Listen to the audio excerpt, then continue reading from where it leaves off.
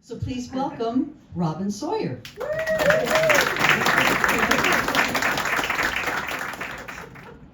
So I want to tell you a story about a romantic getaway weekend. It's 1982. Chris and I have been dating for a couple of years, and we're pretty crazy about each other. He owns a gorgeous 38-foot Hans Christian ocean-going sailboat, and we have named her Woodwind. We are longing for a romantic getaway weekend, exactly that. So we make a plan to sail from San Francisco to Santa Cruz, leaving early in the morning on Friday. We should get there on Friday afternoon around 4 with a good wind. So we provision the boat with everything we'll need: a case of wine, a couple 6-packs of Heineken, and ham and cheese sandwiches. Very romantic.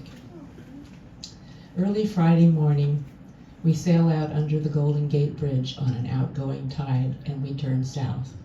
It's a beautiful day. It's just perfect.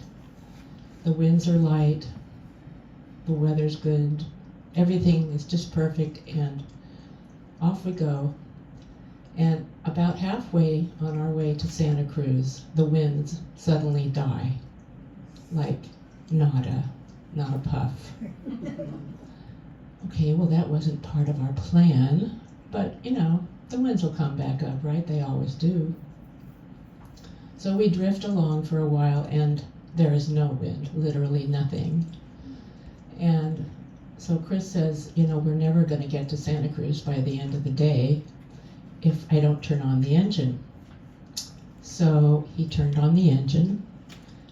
The temperature gauge on the engine went soaring to hot, H-O-T, dangerous, and we had to turn it off. So it turns out that the water pump was not functioning. So we were without an engine. It was too dangerous to use it. Okay, well, that wasn't part of the plan either. So we drift along, and you know, when you're drifting, you hear the sound of the water slapping against the hull of the boat, and the sails are flopping back and forth. And it's kind of boring, actually. And this goes on for quite a while, and then the sun is setting. Time to break out the wine, right? But it starts to get dark, of course, and then it gets really dark, and then it's inky black, and we can't see anything at all. We have our compass, keep it due south, but we can't see anything at all.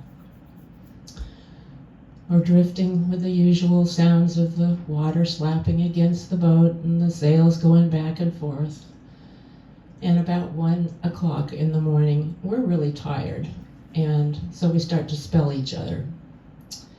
And now it's my turn, and I'm sitting holding the wheel at the stern of the boat.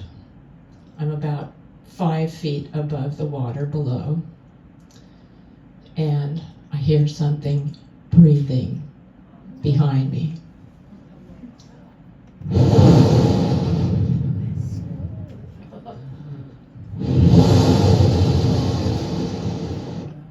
Holy shitolas. What the hell is that? Hey folks, I'm sitting out in the middle of the damn Pacific Ocean in the dark, all by myself, and there's something breathing right behind me, just a few feet below my tush, within striking distance. Okay, well,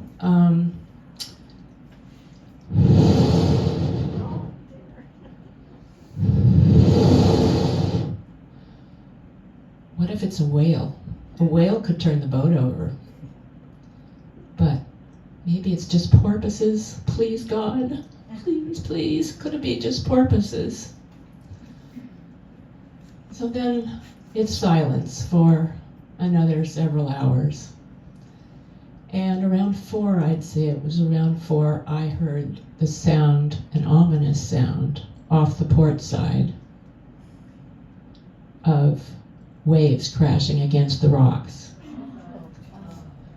Uh-oh, this is major serious. This is like an emergency. We're drifting closer to shore, and it's in the dark. So Chris calls the Coast Guard. The Coast Guard voice says, "Are you in imminent danger?" And Chris says, "Well, not exactly right at the second, but we're going to be very soon unless you come and rescue us. Call us back when you are in imminent danger." What? So is imminent danger when the boat crashes on the rocks and our bodies are strewn on the sandy shore? Is that imminent, buddy? Well, we drift along some more, and then a light breaks into the sky, and it's daylight, and it's daybreak, and hello, hallelujah. It turns out that the waves breaking against the shore are actually at a pretty safe distance. But the best news is that the Santa Cruz Harbor is within our view, right ahead. Of course, in order to get into the harbor, Chris has to turn the engine on again, which he does, and he maneuvers us into the harbor and up to a dock with his usual expertise. Oh, we are safe. The engine's, boiling hot, but we are safe. So we spend our happily anticipated Saturday sleeping all day long on the boat. Believe me, there was no romance that day. And the next morning, Sunday morning, we leave the boat to be repaired, and we sail home on the Greyhound bus.